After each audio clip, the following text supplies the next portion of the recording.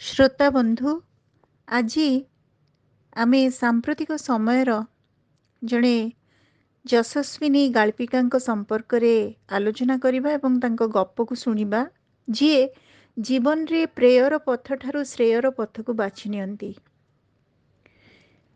जड़े नारी भावरे से बुझंती नारीर जीवन शाढ़ी गहना संचिबारे सीमित नुहे बरम शब्द संचय और भाव संचय करिबारे से मन देबा उचित। उपरको अति साधारण दिशुथुबा मनीष भितरे से असाधारण पण को खोजी बसंती एवं तथाकथित बड़ मनीषଙ୍କ भितरे भी छोट पण को से आविष्कार करंती तांको गपरे।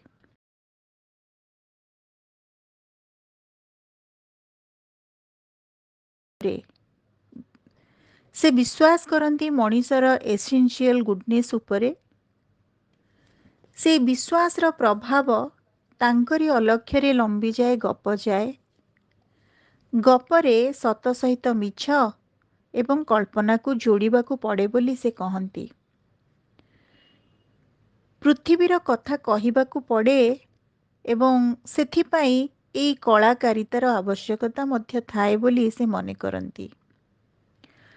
सीधा सड़क गोटे चरित्र बा घटना को थोईदेले ताहा गप हेब नहीं बरम विवरणी होइजिबो बोली से मने करंती। श्रोता बंधु आज आमे शुणुचे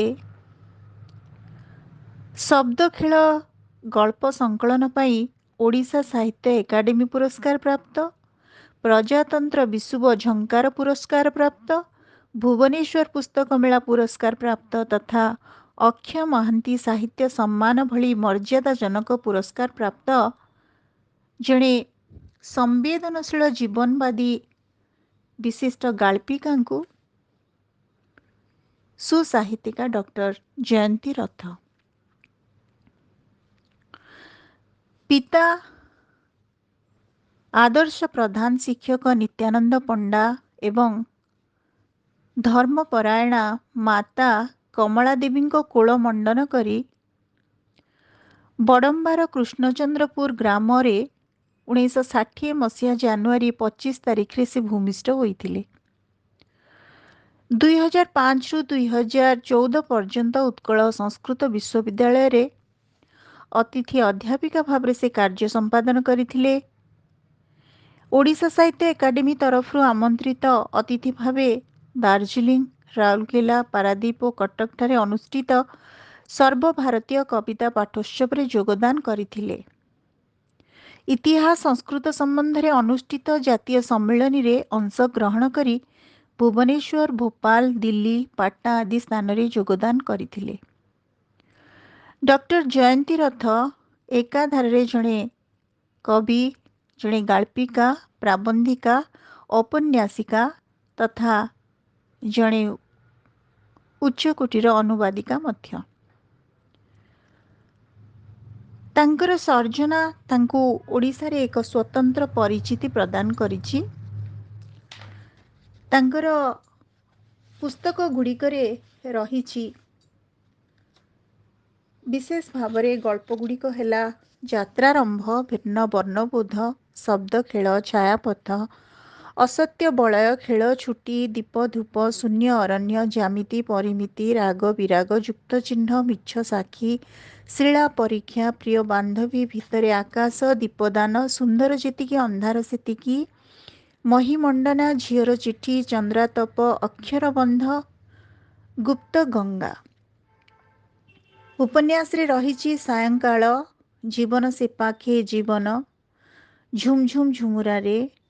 प्रबंध संकलन रे रहिछि ओडिशार कला और संस्कृति, पद्मश्री परमानंद आचार्य, ओडिसी पट्टचित्र सचित्र विवरणी, contribution of doctor Satyanarayan Rajguru to history and culture of Odisha. अनुवाद रे रहिछि श्री शिरडी साई एवं अन्यान्य सद्गुरु श्री साई जिज्ञासा और मीमांसा, श्री साई कथामृत, साई दिगंत इत्यादि।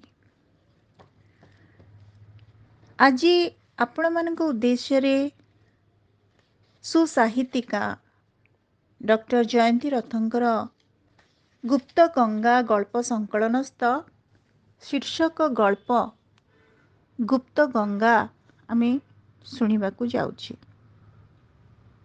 ଗପଟି ଏମିତି। କ'ଣ ଲେଖୁଛୁ ଝିଅ? ପଚାରିଲେ ମାଉସୀ, ଧୀରାର ବୋଉ। ଭୁବନେଶ୍ୱରରୁ ବୌଦ୍ଧ ଆସିବା ବାଟରେ ଯେତେ ଗାଁ ନା ମନେ ପଡ଼ୁଛି ଲେଖୁଛି। ମୁଁ ଏମିତି ଲେଖେ, ମୋତେ ମଜା ଲାଗେ।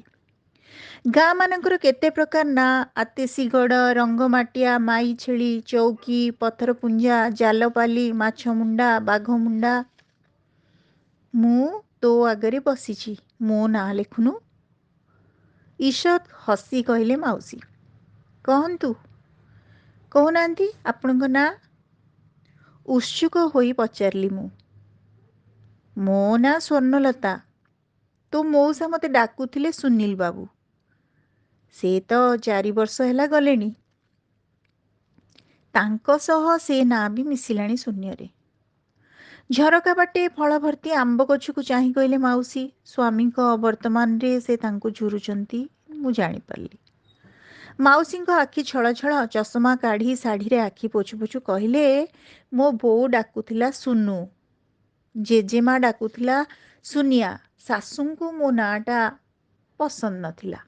ସୀତା, ସାବିତ୍ରୀ, ଲକ୍ଷ୍ମୀ, ଦମୟନ୍ତୀ ନହେଲେ ଚମ୍ପା, ମାଳତୀ, ମଲ୍ଲୀ ଏମିତିକା ନାଁ ସବୁ ତାଙ୍କୁ ଭଲ ଲାଗେ। ତାଙ୍କ ଶାଶୁଙ୍କ ନାଁ ଥିଲା ସାରୀ।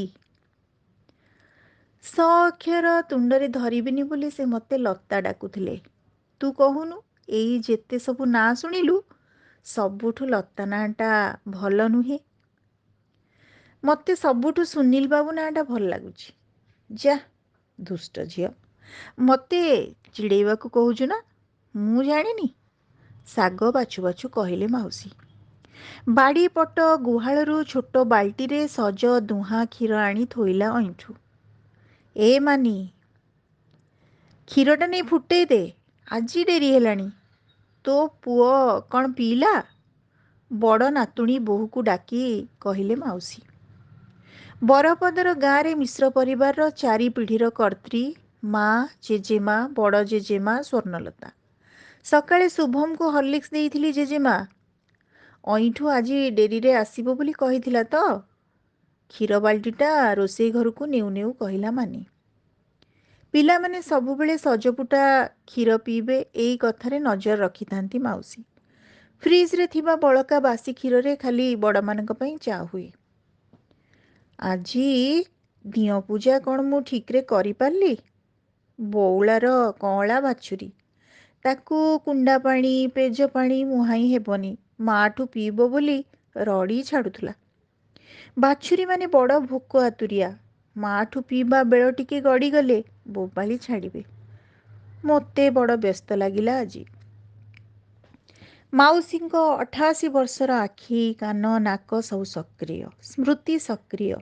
ଧାନ ଘରର କେଉଁ ଡୋଲିଠୁ କେଉଁ ବସ୍ତାରୁ ଗମରା ଗନ୍ଧ ଆସୁଛି ସେ ଜାଣିପାରନ୍ତି। କେଉଁ ଆମ୍ବ ଗଛରେ ଉଇ ଲାଗିଲେ ତାଙ୍କୁ ଆଗ ଦିଶେ। ଗାଈ ବାଛୁରୀ ଖାଉଥିବା କୁଣ୍ଡା ବାଲ୍ଟି ଭଲରେ ସଫା ନ ହୋଇଥିଲେ ସେ ଜାଣିପାରନ୍ତି ଘରର କେଉଁ କୋଣରେ ଲୁଗାପଟା କାଗଜପତ୍ର ଅସଜଡ଼ା ହୋଇପଡ଼ିଛି। ତାଙ୍କୁ ସବୁ ଦିଶେ। ସିସିଟିଭି ଦରକାର ନାହିଁ।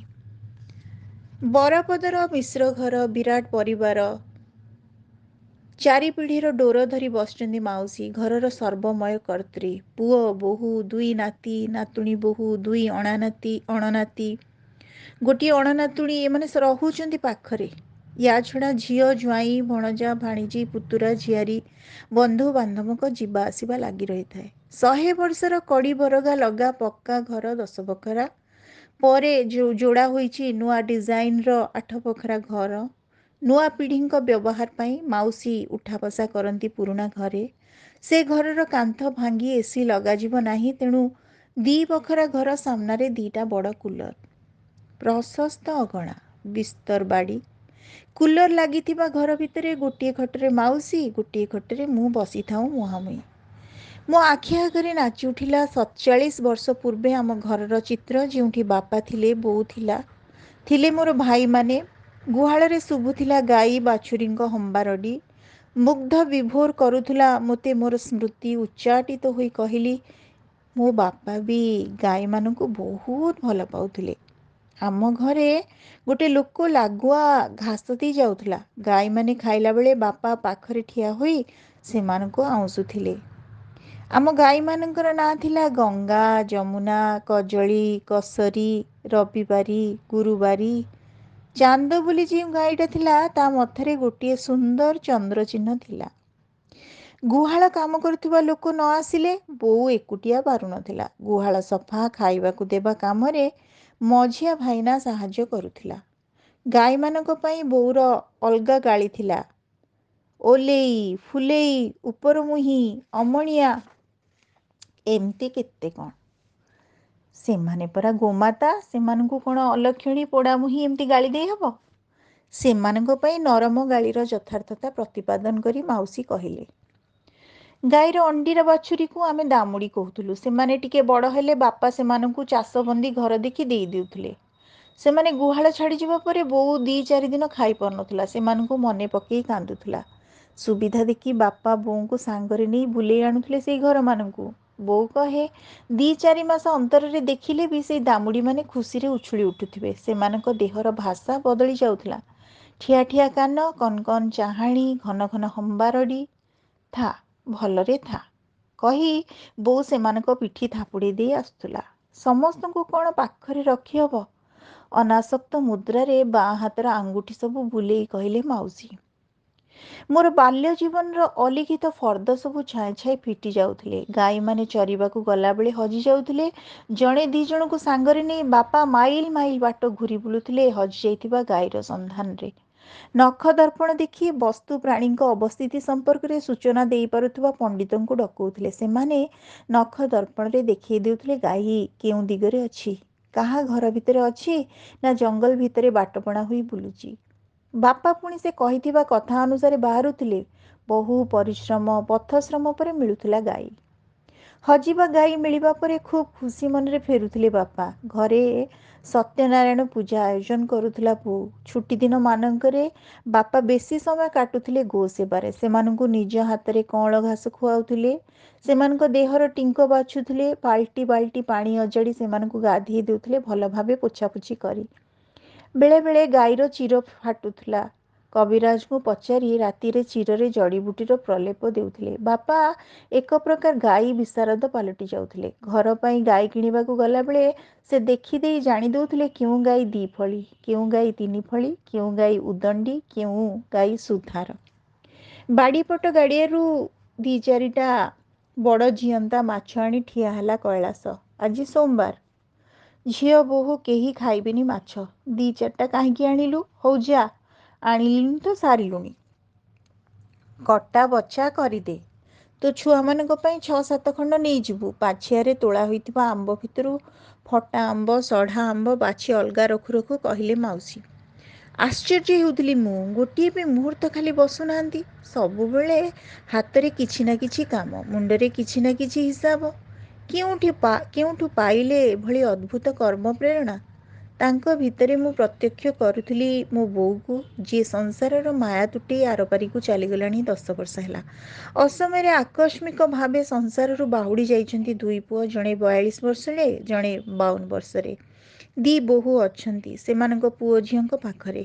ମାଉସୀ ସେମାନଙ୍କୁ ଝିଅ ତାଲିକାରେ ରଖିଛନ୍ତି। ସବୁ ଖାଇବ, ସବୁ ପିନ୍ଧିବ। ଯିଏ ଗଲା ସିଏ ଗଲା। ତମେ ଦେହ ପା ଜଗି ଭଲରେ ରୁହ। ଅଳ୍ପ କଥାରେ ମାଉସୀ ସେମାନଙ୍କୁ ବୋଧ ଦିଅନ୍ତି। ସେମାନଙ୍କ ପାଇଁ ଅଧିକ ସ୍ପର୍ଶକାତର ମାଉସୀ। ଭଗବାନ ତ କେତେ ବଡ଼ ସୁଖ ଛଡ଼େଇ ନେଲେ। ଆଉ ପୁଣି କଟକଣା ନୀତି ନିୟମ କ'ଣ? ଲୁଗାକୁ ଚଉତି କରି ଅଲଣାରେ ରଖୁ ରଖୁ ମୋ ଆଡ଼କୁ ଚାହିଁ ଅପେକ୍ଷାକୃତ ଧୀରେ ଧୀରେ ସ୍ୱରରେ କହିଲେ ମାଉସୀ। କିଛି କ୍ଷଣ ନୀରବତା। ଦୁଃଖକୁ ଅତିକ୍ରମ କରିବା ପାଇଁ ମଉସା ମନ ଦେଉଥିଲେ କୃଷି କର୍ମରେ, ଗୋ ସେବାରେ ଅଧିକରୁ ଅଧିକ। ପରିଣତ ବୟସରେ ହୋମିଓପାଥି ବହି ପଢ଼ି ଚିକିତ୍ସା ଆରମ୍ଭ କରିଥିଲେ।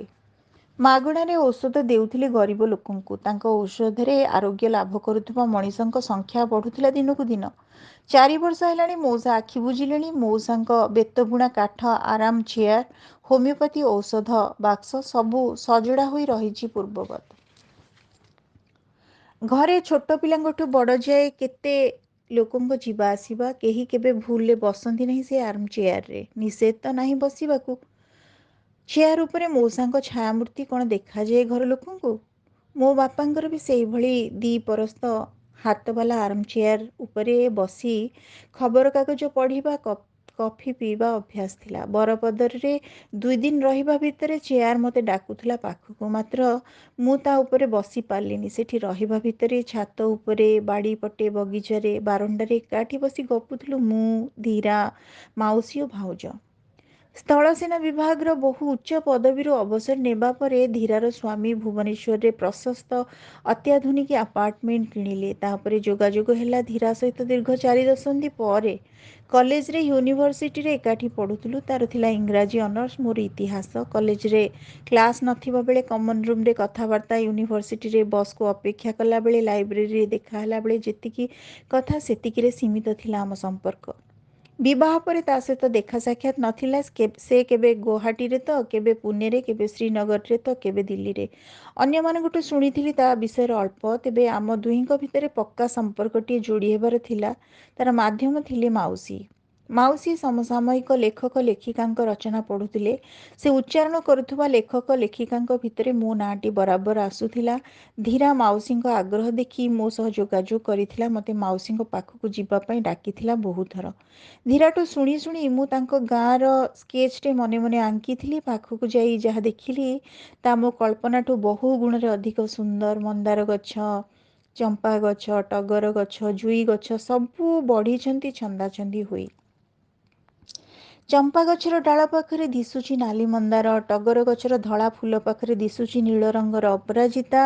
ଗଛମାନଙ୍କର ଅବାଧ ବୃଦ୍ଧି, ଅଫୁରନ୍ତ ବୃଦ୍ଧି। ପବନରେ ମଧୁ, ମାଳତୀ, ଚମ୍ପା ଓ ମଲ୍ଲୀର ସୁଗନ୍ଧ ଚଢ଼ୁଛି। ଫଳଭରା ଆମ୍ବ ଗଛ, ଝୁଲୁଛି ଦରପାଚିଲା କଞ୍ଚା ଆମ୍ବ ନାନା କିସମର, ଲମ୍ବା ଲମ୍ବା ଚକା ଚକା। ହାତ ପାହାନ୍ତରେ ଝୁଲୁଛି ପଣସ ବଣି, ହଳଦୀ ବସନ୍ତ, ଶୁଆ, ପାରା, କେତେ ରକମର ପକ୍ଷୀଙ୍କ ମେଳା। ଭିତରେ ପୁତ୍ରବଧୂ, ପୌତ୍ରବଧୂଙ୍କ ଘେରରେ ମାଉସୀ ଦିଶୁଛନ୍ତି ମହିମାମୟୀ ସାମ୍ରାଜ୍ଞୀ ଭଳି। କୋଳ ପୁରି ଉଠିଛି ଯେତେବେଳେ ଅନିନ୍ଦ୍ୟ ସୁନ୍ଦରୀ ଅଣନାତୁଣୀଟି ଆସି ଆଉଜି ବସୁଛି। ଆଃ, ଇଏ ମୋର ଶତାଧିକ ଗଳ୍ପର ପାଠିକା, ମୋର ଭାବସତ୍ତାର ନୀରବ ଦ୍ରଷ୍ଟା। ସାହିତ୍ୟର ଦରବାରରେ ନିଜକୁ ଅକିଞ୍ଚନ ମଣୁଥିବା ମୋ ପାଇଁ ଅପେକ୍ଷା କରିଥିଲା ଏକ ଦୁର୍ଲଭ ପ୍ରାପ୍ତିର ମୁହୂର୍ତ୍ତ। ମୁଁ ପାଦ ଛୁଇଁ ପ୍ରଣାମ କରିବା ପାଇଁ ନଇଁଲା ବେଳେ ମୋତେ ଉଠେଇ ନେଲେ ସ୍ନେହରେ। ତାଙ୍କର ସ୍ନିଗ୍ଧ ଚାହାଣୀରେ ପ୍ରତିଫଳିତ ହେଉଥିଲା ମୋର ସାରା ଜୀବନର ସାରସ୍ୱତ ସାଧନାର ସଶ୍ରଦ୍ଧ ସ୍ୱୀକୃତି। ଏତେ ଶକ୍ତି ଥାଏ ଗୋଟିଏ ଗୋଟିଏ ପଲକରେ, ଏତେ ମାୟାମୟ ହୋଇପାରେ ଚେହେରା। ଆଦର, ସ୍ୱାଗତ, ସମ୍ଭାଷଣ ଏସବୁର ସମ୍ମିଳିତ ପରିପ୍ରକାଶ। ସୁନ୍ଦର ତ ବହୁ ଜଣ ଅଛନ୍ତି, କିନ୍ତୁ ତାଙ୍କ ସୌନ୍ଦର୍ଯ୍ୟରେ କେମିତି ମିଶିଲା ନିର୍ମଳ ଆକାଶ, ବର୍ଷାସିକ୍ତ ଧରିତ୍ରୀ। କେମିତି? ପ୍ରଥମ ମୁହୂର୍ତ୍ତରୁ ହିଁ ମୋର ମନେ ହେଲା ମୁଁ ଯେମିତି ତାଙ୍କୁ ଜନ୍ମ ଜନ୍ମରୁ ଜାଣିଛି। ଏ ଜନ୍ମରେ ସେ ବାନ୍ଧବୀ, ଧୀରାର ମା। ପୂର୍ବରୁ ଜନ୍ମ ଜନ୍ମ ଧରି ସେ ମୋର ହିଁ ମା ଥିଲେ। ସାକ୍ଷାତର ପ୍ରଥମ ମୁହୂର୍ତ୍ତରୁ ହିଁ ମୋତେ ଆକଟ କଲା ପରି କଥା। ଝିଅ, ତୁ ମୁଣ୍ଡରେ ତେଲ ଲଗଉନୁ କାହିଁକି? ବାଳ ସବୁ ଫୁରୁଫୁରୁ ହୋଇ ଉଡ଼ୁଛି। ମୋର ମୁଣ୍ଡକୁ ଆଦରରେ ସାଉଁଳେଇ ଦେଇ କହିଲେ ମାଉସୀ, ତମେ ସର୍ବତରେ ଚିନି ଦେବି ତ? ତମ ସର୍ବତରେ ଚିନି ଦେବି ତ? ପଚାରିଲେ ସୁଷମା ଭାଉଜ, ମାଉସୀଙ୍କ ବୋହୂ। ହଁ, ଦିଅନ୍ତୁ। ଏଠି 2 ଦିନ ମୁଁ ସବୁ ଖାଇବି, କିଛି ବାରଣ ମାନିବିନି। ନା ନା, 2 ଦିନ ପାଇଁ ନିୟମ ଭାଙ୍ଗିବୁ କାହିଁକି? ତୋର ଯେମିତି ଖାଇବା କଥା ସେମିତି ଖାଇବୁ। ଧୀରା କହୁଥିଲା, ଚାରେ ତୁ ଚିନି ପକଉନୁ, ସର୍ବତରେ ଚିନି ଖାଇବୁ କାହିଁକି? ସର୍ବତରେ ତୋର ଲୁଣ ପଡ଼ିବ, ଚିନି ନୁହେଁ।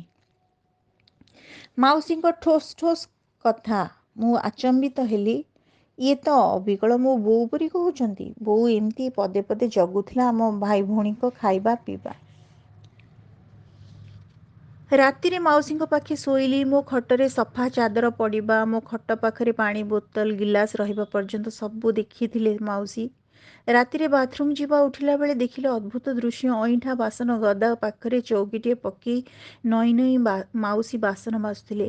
ମଜା ବାସନକୁ ପାଇପ୍ ତଳେ ଧୋଇ ପିଣ୍ଡାରେ ରଖୁଥିଲେ। ଘଣ୍ଟାକୁ ଚାହିଁଲି, ରାତି 3ଟା 45 ମିନିଟ୍। ଆଶ୍ଚର୍ଯ୍ୟ ହୋଇ ପଚାରିଲି, ମାଉସୀ, ଏତେ ରାତିରେ ଆପଣ ଏ କାମ କାହିଁକି କରୁଛନ୍ତି?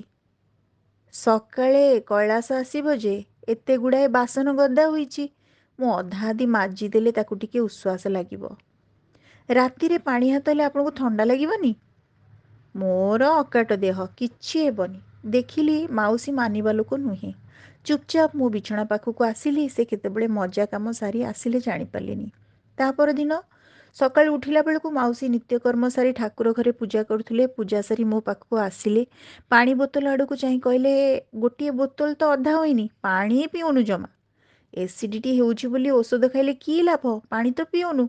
ନିଜ ଦେହକୁ ନିଜେ ଡାକ୍ତର ହେବ ନା ଆଉ। ଏତିକି କହି ସେ ଚାଲିଗଲେ ରୋଷେଇ ଘର ଆଡ଼େ।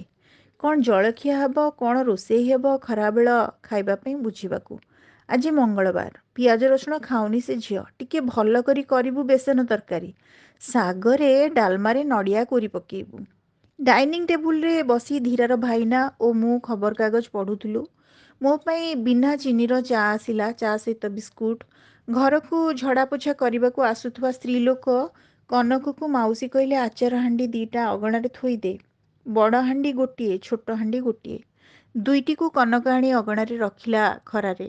ବଡ଼ ହାଣ୍ଡି ଆଚାରରେ ବେଶୀ ଗୁଡ଼ ଦିଆହେଇଛି, ପିଲାମାନେ ଖାଇବେ। ସାନ ହାଣ୍ଡି ଆଚାରରେ ଅଳ୍ପ ଗୁଡ଼। ବୋହୂ ସୁଷମା ପାଇଁ ତାଙ୍କର ଡାଇବେଟିସ୍। ଖାଇବା ପିଇବାରେ ଜମା ନିୟମିତ ନୁହନ୍ତି। ବହୁ ସମୟରେ ରାତିରେ ନ ଖାଇ ଶୋଇବାକୁ ଯାଆନ୍ତି।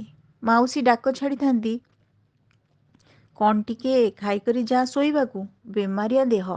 ସେଥିରେ ପୁଣି ବେନିୟମ। ମୁଁ ବୁଢ଼ୀ ହେଲିଣି, କେତେ ଜଗିବି। ମୋର ଇଚ୍ଛା ହେଉନି ବୋଉ, ଔଷଧ ଗୁଡ଼ା ଖାଇବୁ। ଔଷଧ ଗୁଡ଼ା ଖାଉଛୁ, ନ ଖାଇଲେ କେମିତି ହେବ? ଇଚ୍ଛା ନାହିଁ ବୋଲି କହନା। କାଲି ରାତିରେ ଶୋଇବାକୁ ଗଲାବେଳେ ଶାଶୁ ବୋହୂଙ୍କର ଏଇ କଥୋପକଥନ ଶୁଣି ଭାରି ଭଲ ଲାଗିଥିଲା ମୋତେ।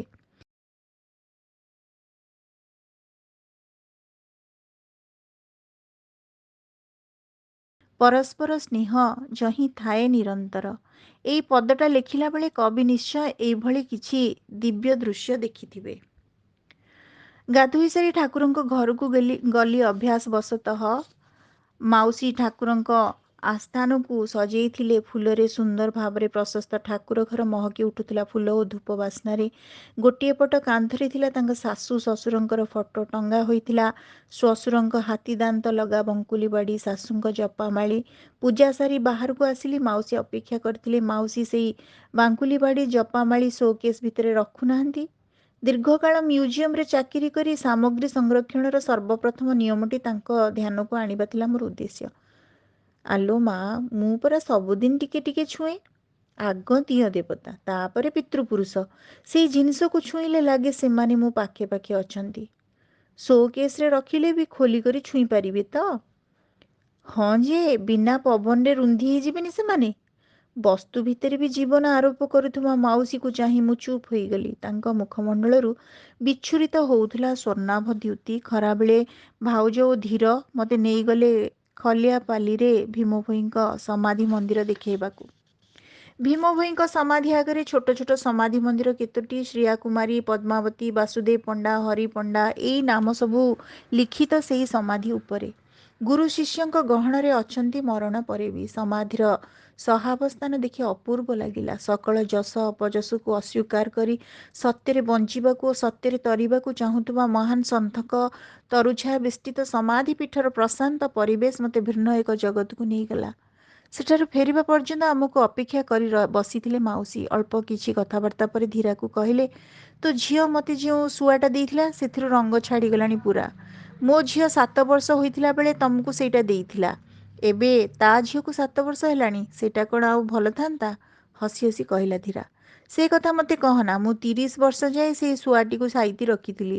ଆଉ 5 ବର୍ଷ ମୋ ପାଇଁ ତମେ ରଖ, ମୁଁ ଗଲା ପରେ ଫୋପାଡ଼ି ଦେବ। ମୋତେ ମୋ ନାତୁଣୀ ସ୍ନେହରେ ଦେଇଥିଲା, ମୁଁ ଫୋପାଡ଼ି ପାରିବିନି। ଅଗତ୍ୟା ରଙ୍ଗ ବାକ୍ସ ଓ ତୁଳି ଧରି ବସିଲା ଧୀରା। ଶୁଆଟି ବସିଛି ଗଛ ଡାଳରେ। ଶୁଆର ଶାଗୁଆ ପର ମଳିନ ପଡ଼ି ହଳଦିଆ ଦିଶୁଛି। ଥଣ୍ଟର ନାଲି ରଙ୍ଗ ଫିକା ପଡ଼ିଯାଇଛି। ଧୀରା ଧୀରେ ଧୀରେ ତା ହାତରେ ଶାଗୁଆ ରଙ୍ଗର ପ୍ରଲେପ ଦେଲା, ଥଣ୍ଟରେ ନାଲି ରଙ୍ଗ ଦେଲା। ଅଧଘଣ୍ଟାରୁ ଅଧିକ କାଳ ଲାଗିଲା ତାର ଏହି କାରିଗରୀ। ମାଉସୀଙ୍କଠୁ ଗୁଣସୂତ୍ରରେ ଅସୀମ ଧୈର୍ଯ୍ୟ ପାଇଛି ଧୀରା, ମୁଁ ପାରିନଥାନ୍ତି। ଖରାରେ 1.5 ଘଣ୍ଟା କାଳ ବୁଲିକରି ଆସିବା ପରେ ନିକମା ରଙ୍ଗ କାମ କରିବାକୁ କାହାର ମନ ଯିବ? ଶୁଆଟି ନୂଆ ଭଳି ଚହଟି ଉଠିଲା ତା ତୁଳିର ସ୍ପର୍ଶରେ। ଖାଇବା ଆୟୋଜନ ଦେଖିବା ପାଇଁ ସେ ଉଠିଗଲା ପଛେ ପଛେ ଭାଉଜ। ମାଉସୀଙ୍କ ପାଖରେ ଏକୁଟିଆ ବେଳ ଖୋଜିଲି। ତାଙ୍କ ପାଖରେ ମୋର ଗୋଟିଏ ନିଦା ପ୍ରଶ୍ନ ଥିଲା। ବୋଉର ଜୀବନକୁ ନେଇ ଲେଖିବି ଭାବୁଛି। ମୋ ବାପା ଭଲ ପୁଅ, ଭଲ ଭାଇ, ଭଲ ଆଦର୍ଶ ମଣିଷ, ଆଦର୍ଶ ଶିକ୍ଷକ ଥିଲେ, କିନ୍ତୁ ବହୁତ ସମୟରେ ବୋଉର ମନ କଥା ବୁଝି ପାରୁନଥିଲେ। ସେଇ କଥାଟି ଲେଖିବା ପାଇଁ ମୋତେ କଷ୍ଟ ହେଉଛି। କ'ଣ କରିବି? ପଚାରିଥିଲି ମାଉସୀଙ୍କୁ, ମୋର ପ୍ରିୟ ପାଠିକାଙ୍କୁ, ମୋର ବୟସ୍କା ବାନ୍ଧବୀଙ୍କୁ। ମାଉସୀ ଚାରିଆଡ଼କୁ ଚାହିଁଲେ, ଏକୁଟିଆ ଦେଖି କହିଲେ, ତୋ ବାପାଙ୍କ ନାଁରେ ଟିକେ ଖାପଛଡ଼ା କଥା ଲେଖିଲେ, ଅସୁନ୍ଦର କଥା ଲେଖିଲେ ତୋ ବୋଉକୁ ଭଲ ଲାଗିବନି। ସେ ପୁରରେ ଥିଲେ ବି ସେ ରାଗିବ। ସ୍ତ୍ରୀର ମନ ନ ବୁଝିବା କଥାଟା। ସେତେବେଳେ ସବୁ ଘରେ ଘରେ ଥିଲା। ତୋ ମଉସା ଏତେ ପାଟିରେ ମୋତେ ସୁନୀଲ ବାବୁ ଡାକୁଥିଲେ। ଯିଏ ଶୁଣିଥିବ ଭାବିଥିବ ମୋତେ ଭାରି ଆଦର କରନ୍ତି। ସେ କ'ଣ ମୋର ସବୁ କଥା ବୁଝୁଥିଲେ? ତୋ ବୋଉ କ'ଣ, ମୁଁ କ'ଣ, ଆମେ ସବୁ ଅବୁଝା। ସ୍ୱାମୀମାନଙ୍କୁ ନେଇ ଘର କରିଥିଲୁ। ସମସ୍ତଙ୍କ ଘରେ 5-6 ପିଲା। ତା ସହିତ ପୁତୁରା, ଝିଆରୀ, ଭଣଜା, ଭାଣିଜୀ, ବନ୍ଧୁବାନ୍ଧବ ଅଲଗା କରି ସ୍ତ୍ରୀ କଥା ବୁଝିବା ପାଇଁ ବେଳ କେଉଁଠି ଥିଲା? ମୁଣ୍ଡରୁ ଖସି ଯାଇଥିବା ଓଢ଼ଣୀଟି ଉପରକୁ ଟେକି ନେଇ କହିଲେ, 88 ବର୍ଷର ବୟସ୍କା ବଧୂ। ଏବେ ଆଉ ସେଇ ଆଡ଼କୁ ଆଙ୍ଗୁଠି ଦେଖେଇ କି ଲାଭ? ଥାଉ, ବାପାଙ୍କ ବିଷୟରେ ଯାହା ଭଲ କଥା ସେଇଆ ଲେଖ। ନିର୍ଦ୍ଦେଶ, ଅଲଙ୍ଘ୍ୟ ନିର୍ଦ୍ଦେଶ ମାଉସୀଙ୍କର। ବଢ଼ାବଢ଼ି ସରି 2 ନାତୁଣୀ ବୋହୂ ମାନି ଓ ଜିନି ଡାକିବାକୁ ଆସିଲେ। ମାଉସୀ କଥା ବଦଳେଇ ଦେଲେ। ଖାଇ ବସିଲା ବେଳକୁ ଭାଉଜଙ୍କୁ ବରାଦ ଦେଲେ ଆମ୍ବ, ତିଆସି ଚଣା, କାମ୍ବୁଲ ଡାଲି, ପରିବା ସବୁ 2ଟା ଜାଗାରେ ସଜାଡ଼ିବାକୁ। 2 ନାତୁଣୀ ବୋହୂଙ୍କୁ କହିଲେ, ଆଗକୁ ସାବିତ୍ରୀ ଅଛି, ଏ ଝିଅ କ'ଣ ମୋ ପାଖରୁ ଖାଲି ହାତରେ ଯିବ? ଧୀରା ତ ଆଗରୁ ନେଇଛି ଟଙ୍କା, ତମେ ଦିହେଁ ମୋଠୁ ଟଙ୍କା ନେଇ ତା ପାଇଁ ଶାଢ଼ୀ, ଚୁଡ଼ି, ମିଠା କିଣି ଆଣିବ। ହଁ ଜେଜେମା, ଆମେ କିଣିଦେବୁ। ସନ୍ଧ୍ୟାବେଳେ ସମସ୍ତେ ଏକାଠି ବସିଲୁ ଚା ଆସରରେ। ବଜାରରୁ ଗରମ ଗରମ ଚାଉଳ ବରା ଆସିଲା। ସେଇ ଅଞ୍ଚଳରେ ସ୍ପେଶାଲ ଆଇଟମ୍। ଚାଉଳ ବରା ସହିତ ଗପ ଜମି ଯାଇଥିଲା। ମାନି ଓ ଜିନି ନୂଆ ନୂଆ ମୋଟିଫ୍ର ଥିବା ସମ୍ବଲପୁରୀ ଶାଢ଼ୀ ଚିତ୍ର ଦେଖାଉଥିଲେ ହ୍ୱାଟ୍ସଆପ୍ରେ। ସୁଷମା ଭାଉଜଙ୍କର ଶାଢ଼ୀ ସଉକ ବହୁତ। ମହୁଲ ଫୁଲ ଗୋଟେଇଲା ବେଳର ଚିତ୍ର ଥିବା ଶାଢ଼ୀଟି ମୋର ବହୁତ ପସନ୍ଦ ହେଲା। ଫୁଲ ଭର୍ତ୍ତି ମହୁଲ ଫୁଲ ଗଛ, ଗଛ ଡାଳରେ ବସିଛନ୍ତି କେତେ ଜାତିର ପକ୍ଷୀ। ସ୍ତ୍ରୀ ଲୋକଟିଏ ପିଠିରେ ଛୋଟ ଛୁଆକୁ ବାନ୍ଧି ମହୁଲ ଫୁଲ ଗୋଟଉଛି, ଧଡ଼ିରେ ଛୋଟ ଛୋଟ ରୂପା ରଙ୍ଗର ମାଛ। ମୁଁ ଏଇ ଶାଢ଼ୀଟି ଯେମିତି ହେଲେ ନେବି। ଏ ଶାଢ଼ୀ ହେବ ମୋର ମାଉସୀଙ୍କୁ ଭେଟିବାର ଚିହ୍ନ। ଆଗରୁ ତ ସ୍ମୃତିକୁ ସତେଜ ରଖିବା ପାଇଁ କେତେ ଜାଗାରୁ କେତେ ଶାଢ଼ୀ କିଣିଛି। ଆମେ ଶାଢ଼ୀ ବିଷୟରେ ଗପିବାରେ ମସଗୁଲ ଥିଲୁ। ମାଉସୀ ହଠାତ୍ ଉଠି ପଡ଼ିଲେ। ତାଙ୍କ ପ୍ଲେଟ୍ରେ ଥିଲା 7-8ଟି ଚାଉଳ ବରା। ପରିବା କାଟୁଥିବା କନକ ହାତକୁ ପ୍ଲେଟ୍ଟା ବଢ଼େଇ ଦେଇ କହିଲେ, ନେଇଯା, ଆଗ ଖାଇଦେ, ପରେ କାମ କରିବୁ। ମୁଁ ସମ୍ମୋହିତ ହୋଇଗଲି ଏ ଦୃଶ୍ୟରେ। ମାଉସୀ କଥାରେ, ବ୍ୟବହାରରେ, ଆଚରଣରେ ମୋତେ ଯୋଡ଼ି ଦେଉଥିଲେ ମୋ ବୋଉ ସହ, ବାପାଙ୍କ ସହ। ଆଜିକାଲି କେତେ ବିରଳ ଏ ପରପ୍ରାଣତାର ଦୃଶ୍ୟ। ଶୋଇବାକୁ ଗଲାବେଳେ କହିଲି, ମାଉସୀ ମୁଁ କିଛି ନେବିନି, ଖାଲି ଆଚାର ନେବି। ଆଚାର ପାଗ ହୋଇନି ପରା। ଏଥର ନୁହେଁ, ଆଚାର ରହିଲା ଆଉଥରକୁ ନେବୁ। ଏଇଥରକରେ କ'ଣ ତୋର ମାଉସୀ ଘର ବୁଲା ସରିଗଲା? ତାଙ୍କ କଥାରେ ଭାବର ଆବେଗର ମାତ୍ରା ମୋତେ ନିଃଶବ୍ଦ କରିଦେଲା। କେଉଁଠି ବୌଦ୍ଧର ବରପଦର ଗାଁ, କେଉଁଠି ଭୁବନେଶ୍ୱର। ଆଖି କାନ ବୁଜି ଦେଖିଲି ଆତେଶୀଗଡ଼, ରଙ୍ଗମାଟିଆ, ପଥର ପୂଜା, ବାଘମୁଣ୍ଡା, ମାଛମୁଣ୍ଡା ଗାଁ। ବଣ, ପାହାଡ଼, ନଈ। ପୁଣି କେବେ ଆସିବି ଗୁପ୍ତ ଗଙ୍ଗାର ତଟକୁ, ସଂସାରର ଅର୍ଗଳରୁ ବାହାରି? କେବେ? ଶ୍ରୋତାବନ୍ଧୁ, ଆମେ ଶୁଣୁଥିଲେ ସମକାଳୀନ ସମୟର ବିଶିଷ୍ଟ ଗାଳ୍ପିକା ଡକ୍ଟର ଜୟନ୍ତୀ ରଥଙ୍କ ଗୁପ୍ତ ଗଙ୍ଗା ଗଳ୍ପ ସଂକଳନସ୍ଥ ଶୀର୍ଷକ ଗୁପ୍ତ ଗଙ୍ଗା ଗଳ୍ପକୁ। ଗଳ୍ପଟି କେମିତି ଲାଗିଲା ଆପଣମାନଙ୍କ ମତାମତ ଅପେକ୍ଷାରେ। ଧନ୍ୟବାଦ।